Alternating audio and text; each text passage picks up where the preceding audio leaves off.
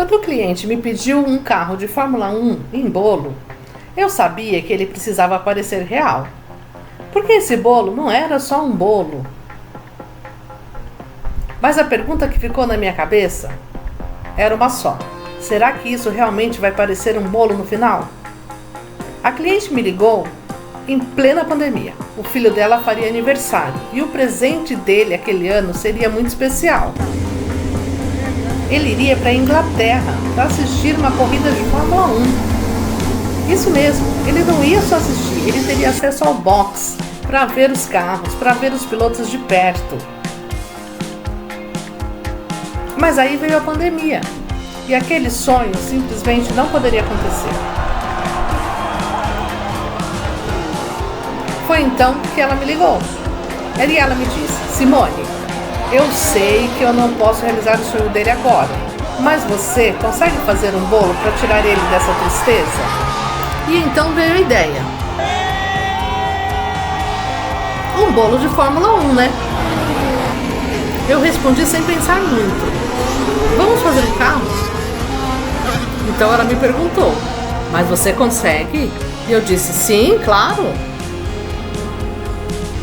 Quando eu cheguei para a reunião da equipe e falei que faria um bolo de Fórmula 1 comestível, todo mundo achou o máximo. Mas eu completei em seguida: não seria um carro qualquer. Seria a Mercedes do Hamilton. Aquele número 44. Agora começa a parte mais interessante. É aqui que tudo começa a mudar. Aí eu realmente precisei parar e pensar: será que vai dar certo? Aí veio a frase que eu nunca esqueço. O Silvio, meu parceiro aqui de projeto, disse: impossível não é, mas é difícil pra caramba. Já vimos muitos bolos nota 7, mas nota 10 nenhum. E aí começamos pelo básico. O tamanho do bolo, os desenhos do bolo, tudo que a gente precisava colocar no bolo para parecer real. O carro teria um tabuleiro aproximado de 60 centímetros. Era só isso que eu sabia até então. Agora precisava entender muito das proporções do carro. Desenhar o carro, estudar o carro, os detalhes, entender a aerodinâmica. Porque um Fórmula 1 não perdoa um erro de proporção, não é mesmo? Depois dos desenhos prontos, começa a busca pelas referências.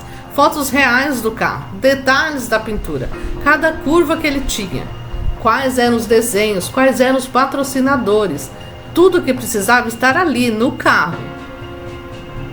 E aí vem a parte que muita gente esquece.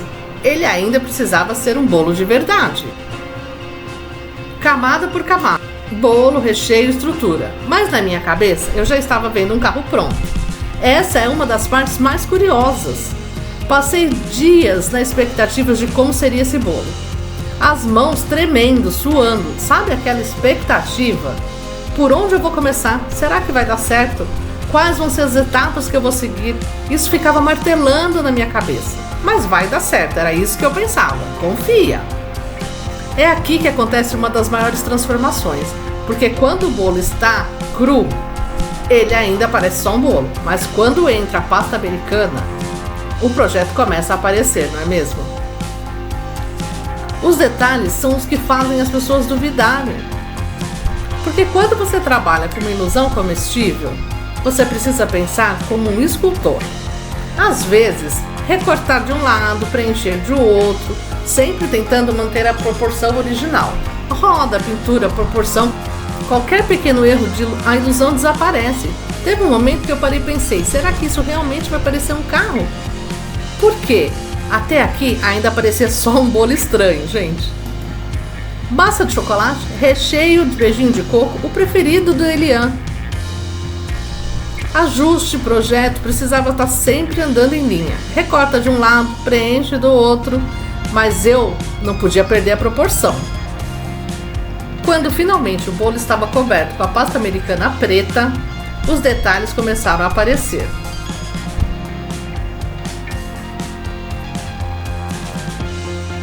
Aqui começava a estrutura. Ainda não parecia um carro, mas já estava começando. Então acontece aquela virada. quando você olha e começa a enxergar o carro. Enquanto eu trabalhava naqueles detalhes, eu ficava pensando no Elian.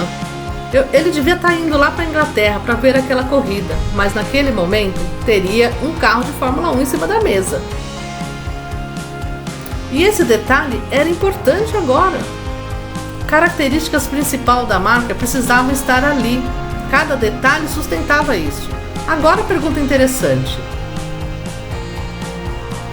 Será que quando as pessoas olhassem, elas veriam um bolo ou veriam um carro? A pintura, depois as rodas, a traseira famosa de um Fórmula 1, tudo isso tinha que estar presente ali. Para mim, ele sempre fica 99%. Agora sim o carro começa a aparecer, não é? A finalização, olha os detalhes, tudo comestível, olha as rodas. Agora a pergunta que fica, será que esse bolo conseguiria substituir o sonho daquela viagem? Porque eu nunca acho que o bolo ficou perfeito. Porque os detalhes precisam funcionar. Senão o carro não vai parecer real.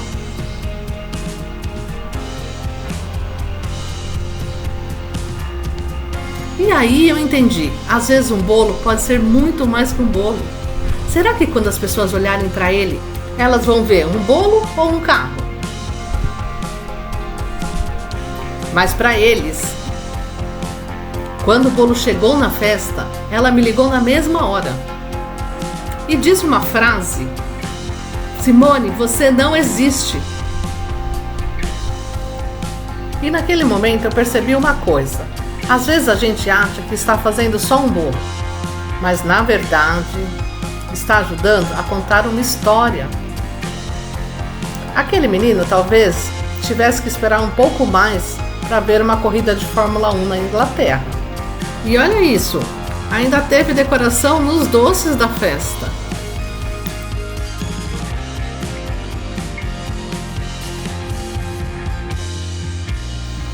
Mas naquele aniversário, o carro já estava lá.